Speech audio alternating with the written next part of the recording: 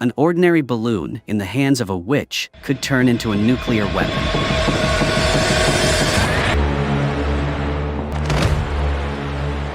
We are the spree.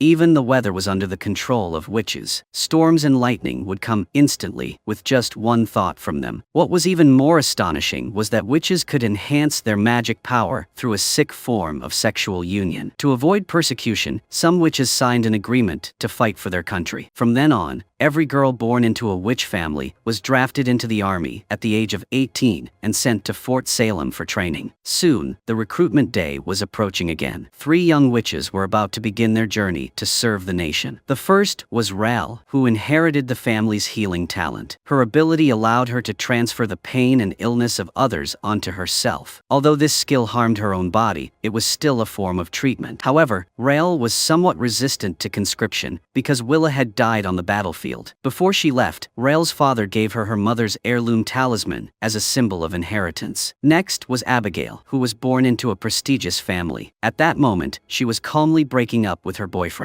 Abigail knew clearly that once she joined the army, they would no longer have any connection, because in her body flows the purest witch blood, inheriting the highest talent, destined to make a great career that shakes the heavens and earth. Finally, there was Tally, an ordinary girl, but Tally's mother never wanted her daughter to join the army and become a meaningless sacrifice, so she kept trying to persuade Tally to give up the oath. However, Tally was stubborn and determined to take the vow. Together with the other 2 girls, she received a medal that symbolized a soldier. This medal not only represented that they had officially become soldiers, but also allowed them to gain respect and recognition from ordinary people. Soon, the new recruits gathered at Fort Salem to attend the entrance ceremony. The female leader, General Sarah, gave a speech in front of them. She encouraged them to inherit the will of their ancestors and fight for glory. Nowadays, witches no longer faced the church. Their enemies were an organization called the Spree, who often attacked civilians. They were also a group of witches who liked to use balloons as a medium for their spells. After the Spree cast their magic, the balloons would swell and then explode. Civilians affected by the spell would die tragically on the spot. The Spree could also use lighters to perform disguise magic that left the police completely helpless. Facing such a powerful enemy, Sarah called on the cadets to study hard and completely crush the rebellion of the Spree. Along with Sarah's passionate speech, the new recruits clapped and stomped their feet in excitement. Only Rel was completely unmoved. After that, the instructor in charge of the new recruits told everyone about the special training rules. The recruits of this class would be grouped into teams for training. The performance of each member would affect the overall score of the whole team. Only the best teams could stand out and move on to the War College for advanced study. Of course, our 3 main characters were assigned to the same team. When they met for the first time, they naturally had to get to know each other. After some small talk, Abigail and Rel found out that Tally was still a virgin. It turned out that every witch had a special mark on her body that would glow more brightly after physical activity. That night, the 3 of them held a conversation and shared their experiences. Tally could have been exempted from military service because 4 witches from her mother's generation had died in battle. To protect the family bloodline, the army granted her exemption rights. However, Tally could not stand watching the Spree slaughter innocent people, so she firmly decided to serve her country. As for Abigail, who came from a noble background, she had also lost many relatives. After all, the greater the power, the greater the responsibility. The strongest witch must always take the lead. Rel's experience was much more tragic. Willa had died in a campaign just last year. It was clear that Rel still had not escaped the shadow of losing her dearest one. After their long talk through the night, the 3 of them decided to turn their sorrow into strength and take revenge for their loved ones together. The next day, the recruits officially began their training. As witches, their main method of combat was spell chanting. Therefore, the first lesson for the new recruits was learning spell chanting. Just as everyone was practicing together, Rael secretly skipped training, but as soon as she left, the spell's effect dropped sharply. Anacostia immediately noticed something unusual. Rael ran outside to avoid training and went straight to the fence. She suddenly realized that outside, the wind and clouds were shifting, filled with storms of every kind. All of this was the terrible destructive power that high-level witches could create. While Rael was stunned by the scene before her eyes, a girl named Scylla came up to talk to her. Not long after, the patrol soldiers arrived and ordered both of them to return to training immediately. Rel then had no choice but to obediently go back. The instructor scolded her harshly and warned her not to drag her teammates down. Because of Rel's behavior, the team's performance ranked last. As someone with a great mission, Abigail naturally could not accept that. She immediately went to find Rel and told her to take the training seriously. After that, Rel finally focused again and obediently joined the special training with the other recruits. However, not long after that, following one training session, Rel happened to see Scylla and went over to talk to her. Scylla was 1 year ahead of Rel and was a necromancer. Their previous meeting had already sparked feelings between them. Scylla took Rel to a quiet place to show her something new. She took out a small star used for landing practice and attached it to Rel's neck. Not long after, under the influence of the star, the two people flew up in love like a pair of fairy lovers. However, their private date was unfortunately discovered by Anacostia. It turned out that the small star was strictly controlled and could not be used without permission. After knowing the whole story, Anacostia began to suspect Scylla and immediately warned her to stay away from Rel. During her free time, Rel read a letter her father had sent. The letter was actually Willa's final message, describing in detail her despair before death. She also revealed that it was her commander who caused her death, and that person was Abigail's mother. Meanwhile, because Rel kept causing trouble, Abigail was afraid that Rel would affect her own future. Therefore, she went to Sarah and asked to change teams. Faced with such privileged behavior, Sarah immediately gave her a harsh reprimand. Sarah ordered Abigail to share hardships and stay united with her teammates. After being scolded severely, Abigail could only vent her anger behind the training yard. Soon after, she met Rel, who was also upset. Filled with anger and frustration, the two immediately started to train. Their duel caused thunder and lightning outside, with strong winds roaring, which frightened Anacostia. She immediately rushed to separate them. However, to completely resolve the team's internal conflict, Anacostia told Tally about Abigail's request to leave the team. As a result, the three-member team became completely chaotic. Even the kind Tally was very displeased with Abigail. Rel then went to find Scylla to complain. In fact, their feelings for each other had already grown deep, and only one final step remained. Seeing that the moment was right, Scylla took the initiative to make her move, and their relationship was fully confirmed. The next day, the recruits began their chorus training again. Although Abigail's team was full of conflicts, they still worked together very well. A single spell they chanted caused the earth to shake, which even amazed Anacostia. After achieving perfect results, the three took the opportunity to clear things up and temporarily resolve the tension within the team, but no one expected that a member of the spree had already infiltrated the fort. That person was Rel's girlfriend, Scylla. After a passionate night together, Rel casually asked about Scylla's family, but Scylla stammered and did not want to say much. Fortunately, the assembly bell rang. Rel didn't have time to question her further, so she hurried away. On her way, she saw a secret convoy. The person inside the car was none other than the President of the United States. The President had not come to greet the witches, but to question and criticize Sarah for her negligence, allowing the spree to act unchecked. Meanwhile, Rel missed the assembly again, which made Abigail very displeased. When Tally saw her close friend in the cafeteria, she quickly came over to ask what happened. At that moment, Anacostia arrived to announce that the team ranking first in the training course would get to watch a performance and enjoy several hours of leave. Immediately, all the recruits rushed to gather at the training ground. There, Abigail saw her sworn enemy. Their families had held grudges against each other for a long time. Therefore, as soon as they met, the two began to argue fiercely. Soon after, Anacostia arrived at the training ground. Today, she would teach the most basic defensive skill called windshield, which meant quickly summoning a barrier to absorb impact and block attacks. After the training, Tally couldn't help but be curious about the grudge between Abigail and Libba. It turned out that besides the family feud, Libba had also taken away Abigail's dance partner at her first ball. That made Abigail lose face, so she still holds a grudge to this day. That night, Rel was assigned to patrol duty. A second-year senior at the War College went with her. Coincidentally, this senior also majored in necromancy, so Rel asked her about Scylla. The senior said Scylla had excellent grades, but it was rumored that her family had been killed by the army for desertion. However, these were all unverified rumors. After hearing that, Rel felt heavy-hearted and went for a walk alone. Unexpectedly, that senior was actually Scylla in disguise. The next day, Rel was exhausted both physically and mentally, so she became sleepy during training. Seeing that, the instructor ordered Abigail to keep chanting until she was completely drained. Anacostia clearly knew that punishing Rel would not make her repent. Therefore, she used Abigail as a scapegoat to show how Rel's actions hindered the team. This also directly caused Abigail to injure her throat and even cough up blood. Rel couldn't bear it, so she offered to help heal Abigail. Rel's healing method was quite strange, which made Abigail unable to accept it at first. Just then, Rel saw Scylla and quickly chased after her. Unfortunately, the necromancers had already gone straight into the training base. Since Rel was an outsider, she couldn't find the entrance at all. A while later, the training resumed. This time, Rel was going to practice the most basic attack skill called Wind Strike, which meant chanting a spell to launch an attack quickly. During the training, Rel's team started arguing again, but because the three of them were full of anger, the Wind Strike they released directly pierced through the training board, which made Anacostia very pleased. Thanks to that, the team successfully earned the opportunity to watch a performance. Therefore, the whole team enjoyed some rare moments of relaxation. The so-called performance was actually a historical play about Sarah's past. Abigail was already familiar with it, so she secretly went to a restaurant to relax. Before long, the other team members also gathered there. Scylla, who was not invited, showed up as well and took Rel away from the restaurant so they could enjoy their private world together. The others stayed and continued chatting in the restaurant. Unexpectedly, someone suddenly reported that there was a madman and some balloons outside. The townspeople were all terrified. Some even blamed the team members and said that the madmen were witches. One of them even laid hands on Tally, which made her so angry that she used Wind Strike on the spot. Fortunately, after investigation, everyone found out that it was just a foolish boy releasing balloons, which gave everyone quite a scare. However, after this team-building experience, the bond among the cadets became stronger. Meanwhile, the witch squad found the base of the madmen and was launching an attack, but the witches were unfortunately ambushed. All of them were either wounded or killed, including the daughter of one of the instructors.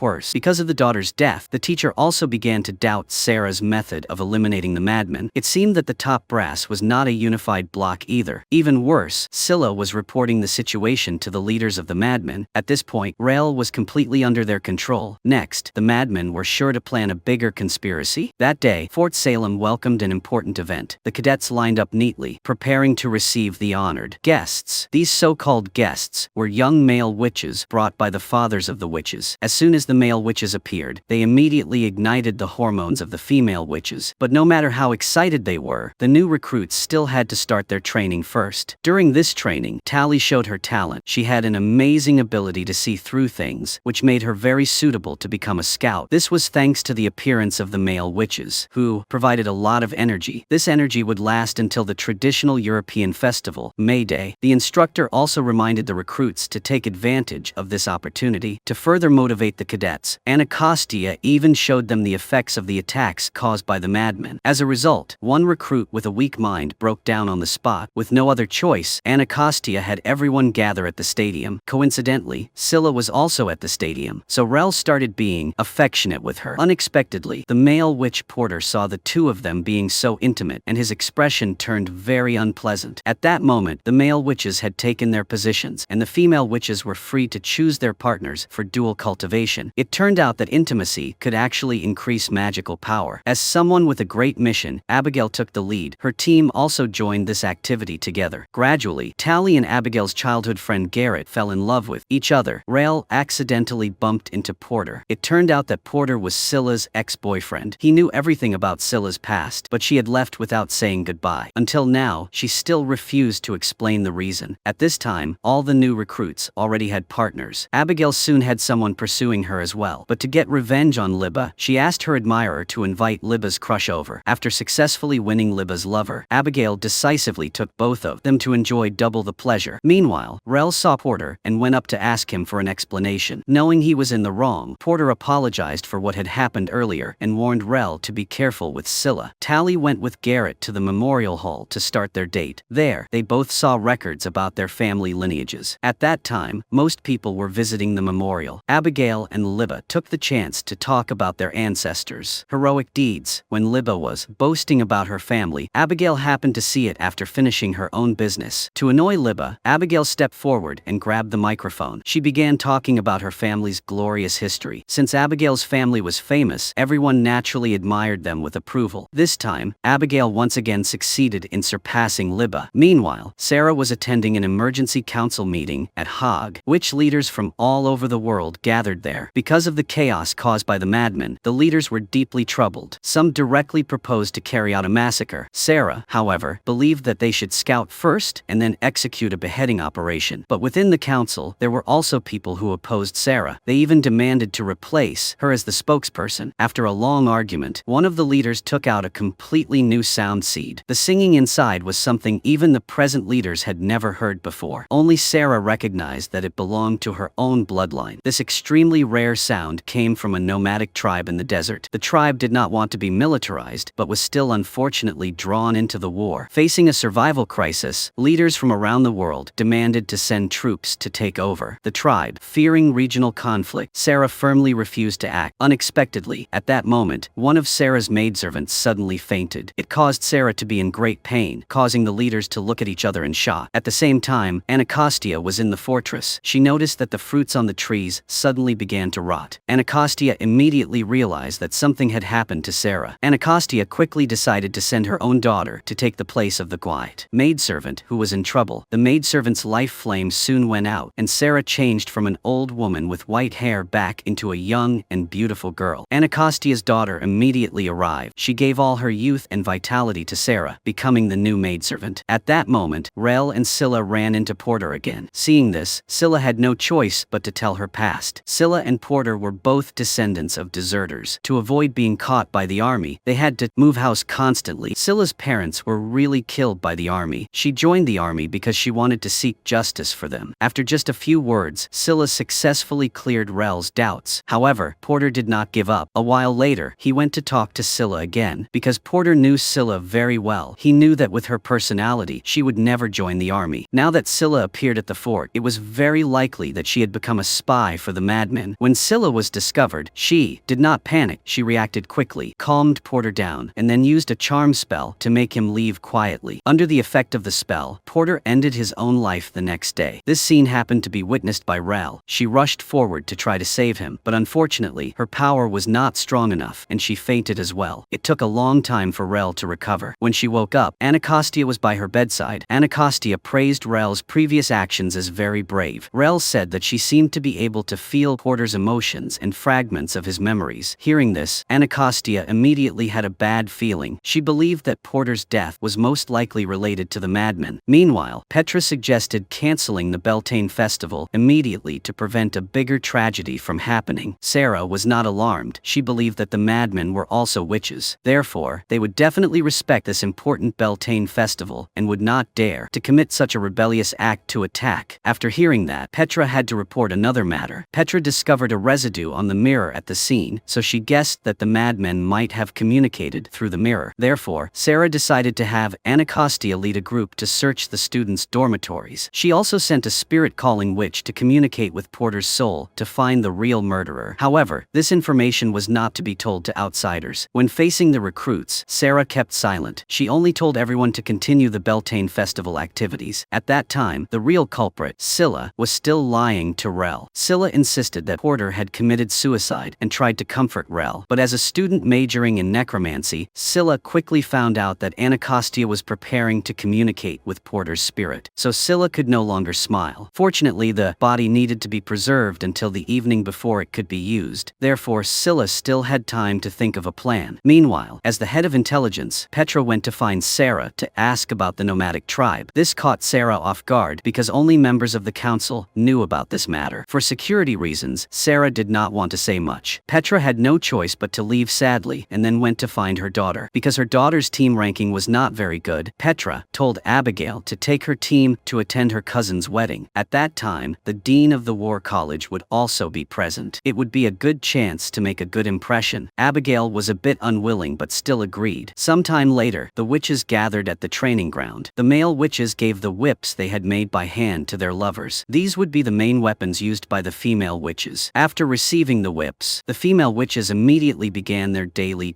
training. Meanwhile, Rel started seeing hallucinations. She discovered that Porter had gone to find Scylla before his death, so Rel immediately went to Scylla's room. In a trance, Rel felt how Porter had taken each step toward his death. After this small incident, Rel hurried to the party location. The witches were talking and laughing happily. Only Rel looked heavy-hearted. At this time, Porter's best friend when he was alive found Rel. By coincidence, he was also not interested in the opposite sex. The two of them used this chance to talk about Porter. He said Porter was always optimistic and cheerful, always looking forward to the Beltane festival. He must have been murdered by someone else. Moreover, he had also heard that Porter had gone to see Scylla before he died. Hearing this, Rel's doubts rose again, and she immediately went to question Scylla. But Scylla refused to say much and quickly found an excuse to leave. Helpless, Rel went back to join the Beltane dance. After the passionate dance of the witches ended, everyone pulled their lovers to quiet places to begin the ritual to strengthen their magic power. Tally gave herself quickly. Abigail enjoyed double pleasure. After a while, the whole fortress was filled with joyful sounds. Only Rel and Porter's friend lay on the grass talking, taking advantage of the time when all the recruits were occupied. Anacostia and Petra led their people to the